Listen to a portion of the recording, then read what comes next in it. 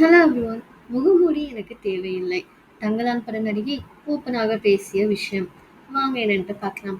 மரியான், உத்தம villain, Bangalore days உள்ளிட்ட பல படங்களில் நடித்தவர் பார்வதி திருவேந்து. இவர் மலையாள சினிமாவில் ஏராளமான படங்களில் நடித்து முன்னணி நடிகையாக இருக்காங்க. சமீபத்தில் இவர் நடிப்பில் உள்ளோருக்கு மற்றும் தங்கலான் ஆகிய படங்கள் வெளிவந்தன. பார்வதி அவ்வப்போது பேட்டிகளில் ஓப்பனாக பேசும் பல விஷயங்கள் பெரிய சர்ச்சையில் சிக்கிக் கொள்கிறது. இது குறித்து பார்வதி பேசிய விஷயம் இணையத்தில் பலரின் கவனத்தை ஈர்த்திருக்கு. அது வாழ்க்கையில் எது வேணுமானாலும் எப்போது வேணுமானாலும் நடக்கும். அதற்காக உள்ளத்தை மறைத்து வாழ்வதில் பிரயோஜனம் இல்லை.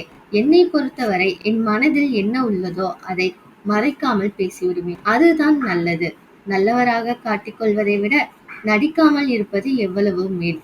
அந்த போலி முகமூடி எனக்கு தேவையில்லை அப்படின்னு தெரிவிச்சிருக்காங்க. உங்களை யார் யாருக்கெல்லாம் நடிகை பார்வதியை ரொம்ப பிடிக்குமோ அவங்கள கமெண்ட்ல சொல்லுங்க.